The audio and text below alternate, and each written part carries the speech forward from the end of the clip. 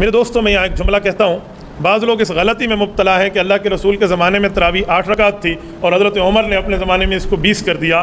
ایسی کوئی بات نہیں ہے، اللہ کے رسول کے زمانے میں بھی 20 تھی، حضرت عمر نے بھی 20 ہی جاری رکھی۔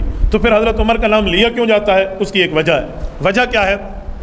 حضور پاک علیہ السلام نے 3 دن تراویح کی جماعت کرائی، 3 راتیں۔ چوتھے دن حضور پاک علیہ السلام جماعت کرانے نہیں آئے تو صحابہ کرام بہت پریشان ہوئے کہ آج اللہ کے رسول نہیں آئے۔ وہ اپنے نوافل پڑھتے رہے۔ اللہ کے رسول صبح آئے نماز کے وقت تو فرمایا مجھے پتہ تھا تم آئے ہوئے ہو، لیکن یہ ابو داؤد شریف کی روایت ہے، لیکن میں نہیں آیا اس وجہ سے کہ مجھے اس بات کا خوف تھا کہ اگر میں نے اب بھی چوتھے دن جماعت کرا دی نا تو آسمان سے وہی اتر آئے گی اور تمہارے اوپر فرض ہو جائے گا۔ خشیت ان یکتب علیکم، صحیح بخاری میں ہے، مجھے اس بات کا خدشہ تھا کہ کہیں وہی آ جائے اور تمہارے اوپر فرض ہو جائے تو تم مشکل میں پڑ جاؤ گے، لہٰذا آپ گھروں میں پڑھو۔ حضور پاک علیہ السلام نے گھروں میں اجازت دی۔ حضرت ابوبکر صدیق رضی اللہ تعالیٰ کا دور تک یوں ہی چلتا رہا۔ حضرت عمر کا دور آیا تو حضرت عمر رضی اللہ تعالیٰ نے 2-3 کام اس میں شامل فرمائے۔ نمبر 1 فرمایا آپ پورا مہینہ مسجد پڑھیں گے۔ نمبر 2 پورا قرآن پاک پڑھیں گے۔ نمبر 3 با جماعت پڑھیں گے۔ نمبر 4 پورا مہینہ پڑھیں گے۔ صحابہ کرام نے کہا امیر المؤمنین یہ کیسی بات ہے؟ حضور علیہ السلام نے تو گھر میں پڑھنے کی اجازت دی اور آپ پورا مہینہ مسجد کی جماعت کے پابند بنا رہے ہیں، وجہ؟ حضرت عمر نے فرمایا جب حضور پاک نے گھر میں پڑھنے کی اجازت دی تھی میں بھی تمہارے ساتھ شامل تھا یا نہیں تھا؟ کہ جی آپ بھی شامل تھے۔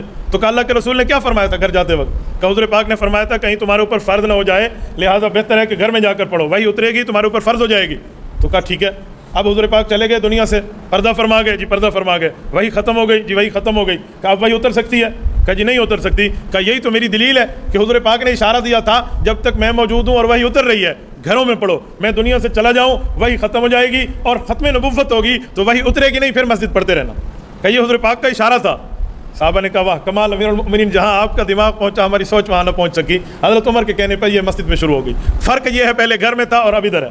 یہ ہے، یہ نہیں ہے کہ حضرت عمر نے 8 کو 20 کر دیا۔ بابا حضرت عمر شریعت ساز نہیں ہے، شریعت پہ عامل ہے، شریعت بنانے والا نہیں ہے، شریعت پہ عمل کرنے والا ہے۔ وہ رکعتوں کو بڑھائے اور گھٹائے کیوں؟